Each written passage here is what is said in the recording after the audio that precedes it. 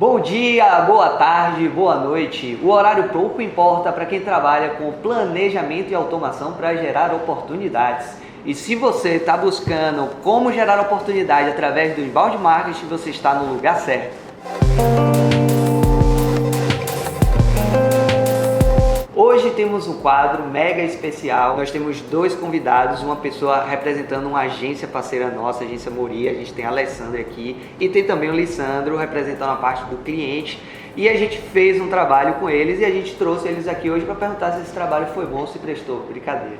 A gente trouxe eles aqui hoje porque é uma dúvida muito comum de alguns dos nossos clientes entender como se o inbound, funciona também sendo esse especialista e esse link direto com a agência. Eu queria já começar esse papo fazendo uma pergunta: quais foram os principais aprendizados que surgiram ao trabalhar com inbound? O que foi que vocês sentiram de maior diferença?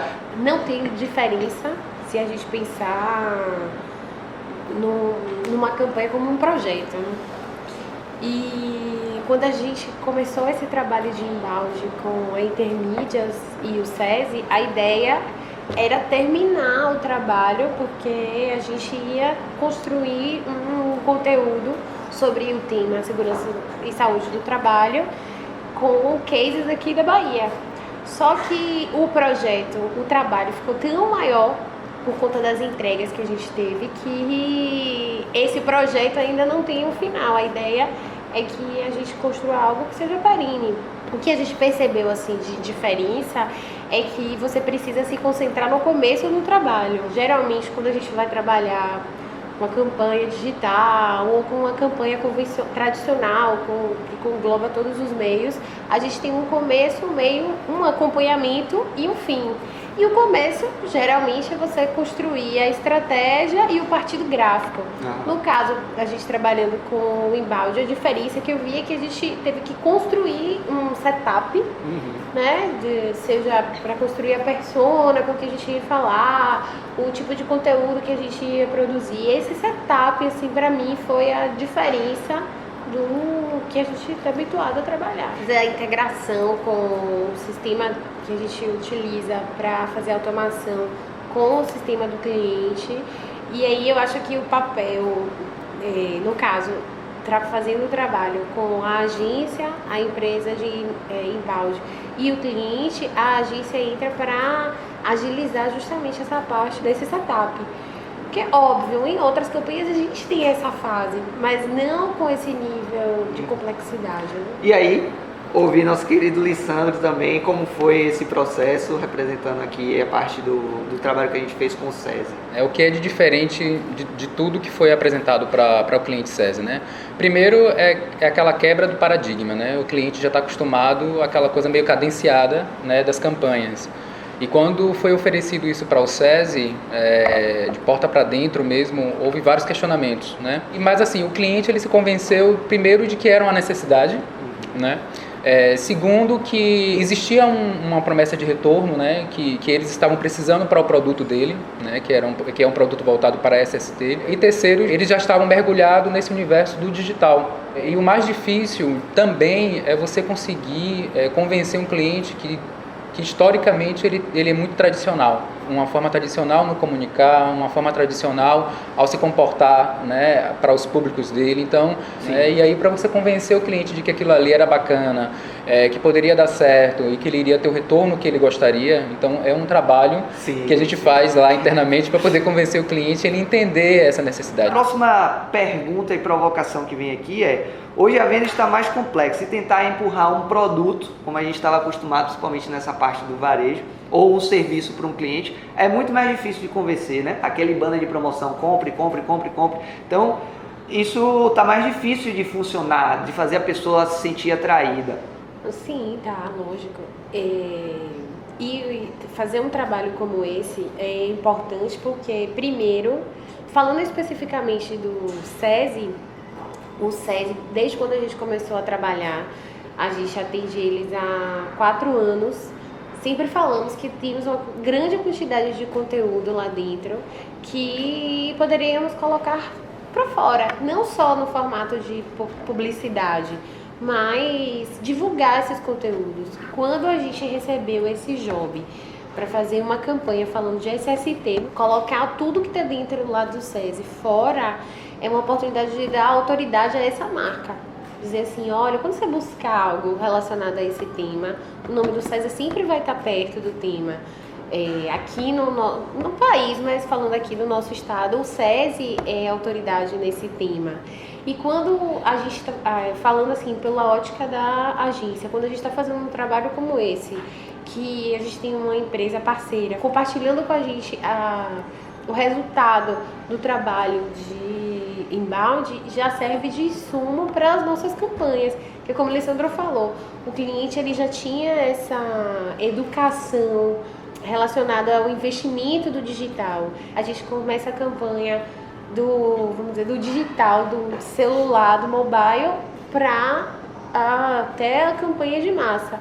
E quando a gente tem esse insumo de algo que a gente está fazendo para o público específico e a gente consegue saber o que é que o público está consumindo, não está consumindo, o que é que está gerando lead, o que não está gerando lead, fica mais fácil para o criativo, para a estratégia de mídia. A gente vai afunilando e vai colocando essa estratégia que está sempre rodando junto com todas as campanhas. Então eu acho que fica até mais fácil para o comercial quando ele vai até o cliente, porque aquele cliente já foi abordado de alguma forma. Então o compre aqui, seja o compre aqui por uma peça publicitária. Por que compre aqui, né? Ele já sabe por quê, porque a gente já veio conversando com ele há algum tempo, né? Essa coisa do compre aqui é bem anos 80, é aquela coisa do varejão, né? Compre já, tal, da caixinha caindo, enfim. Essa pergunta que você fez é muito oportuna, né? Porque quando a gente fala de produto, ele vem com um rótulo, né? E o rótulo é a marca, né, de quem oferece o determinado produto.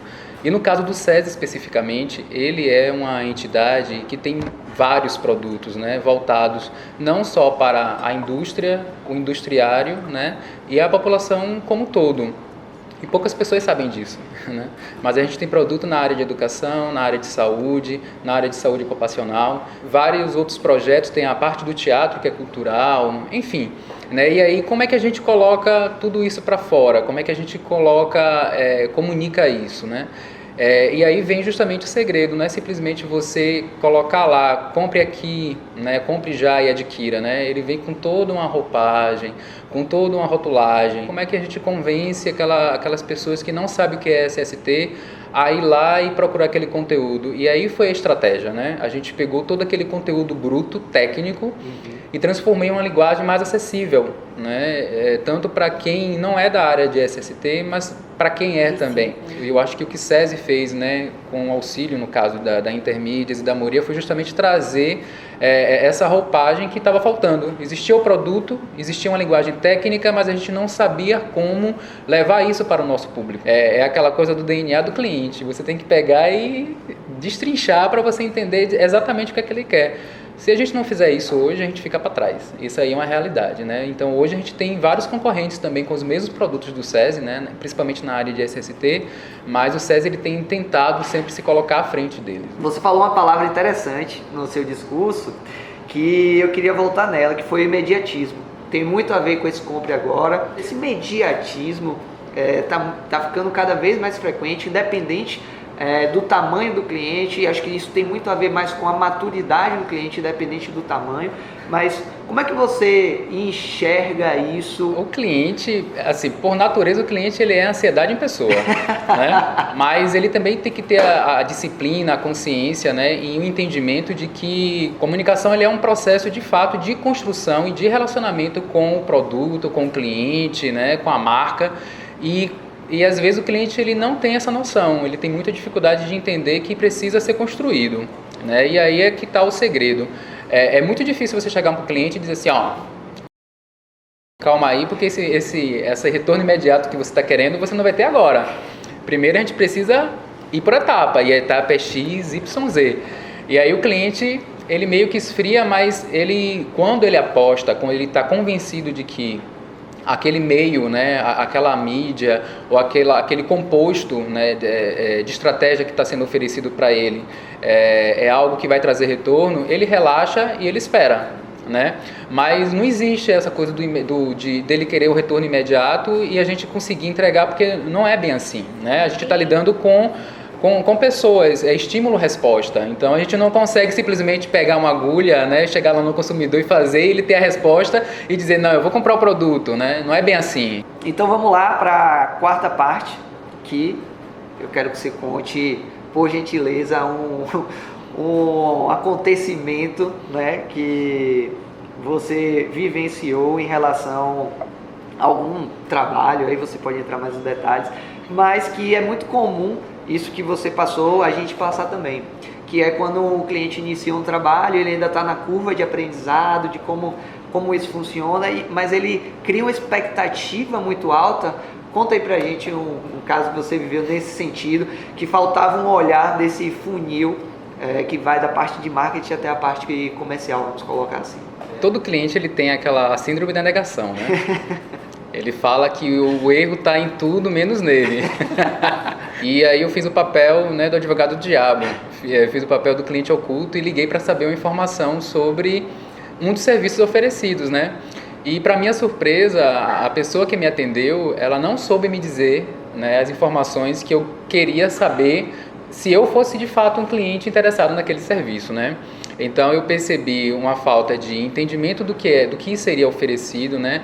Ele não tinha informações básicas de imediato para me passar, como preço, né, horário disponível, e se já estava rodando aquele serviço lá naquela unidade. E um despreparo total de quem estava recepcionando a ligação, né? Ela estava falando comigo e ao mesmo tempo tirando dúvidas com a pessoa que estava do lado, da onde eu estava escutando tudo.